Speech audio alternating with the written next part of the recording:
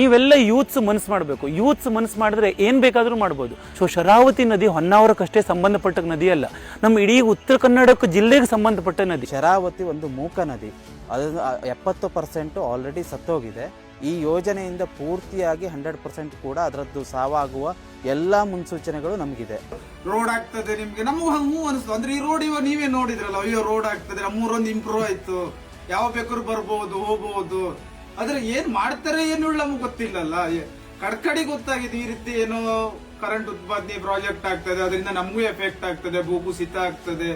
ಹಿಂಗ 4 ಜನ ಹೇಳದ್ಮೇಲೆ ಗೊತ್ತು. ನಮ್ಗೆ ಸ್ಟಾರ್ಟಿಂಗ್ ಈ ರೀತಿ ಆಗ್ತದೆ ಹೇಳಿ ಗೊತ್ತಾಗಿದ್ದಿದ್ರೆ ನಾವು ಅವಾಗೇ ಅವ್ರಿಗೆ ಆತಂಕ ಮಾಡ್ತಿದ್ರು. ಏನಕ್ಕೆ ಇಲ್ಲಿ ನೀವು ಕೆಲಸ ಮಾಡ್ತೀರ, 3 ಜನರ ಆತಂಕ ಅಂತ ಹೇಳಿ ನಮ್ಗೆ ಏನು ಗೊತ್ತಿಲ್ವಲ್ಲ. ಎಲ್ರಿಗೂ ನಮಸ್ತೆ. ಶರಾವತಿ ಪಂಪ್ಡ್ ಸ್ಟೋರೇಜ್ ಯೋಜನೆ, ಈ ಯೋಜನೆ ಬಗ್ಗೆ ಎಷ್ಟೋ ಜನರಿಗೆ ಮಾಹಿತಿನೇ ಇಲ್ಲ. ಯಾಕೆಂದ್ರೆ ಸಂಬಂಧಪಟ್ಟವ್ರು ಯಾರು ಈ ಯೋಜನೆ ಬಗ್ಗೆ ಮಾಹಿತಿ ಬಿಟ್ಕೊಡ್ತಾ ಇಲ್ಲ.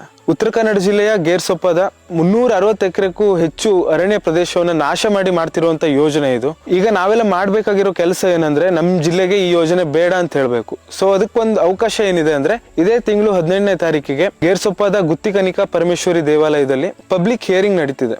ಇದು ಒಂದು ನಮ್ಗೆ ಒಳ್ಳೆ ಅವಕಾಶ. ಆದ ಕಾರಣ ಎಲ್ಲರೂ ಅತಿ ಹೆಚ್ಚಿನ ಸಂಖ್ಯೆಯಲ್ಲಿ 18ನೇ ತಾರೀಕಿಗೆ ಆ ಪ್ರದೇಶಕ್ಕೆ ಬರ್ಬೇಕಂತ ನಾನು ಕೇಳ್ಕೊಳ್ತಾ ಇದ್ದೀನಿ.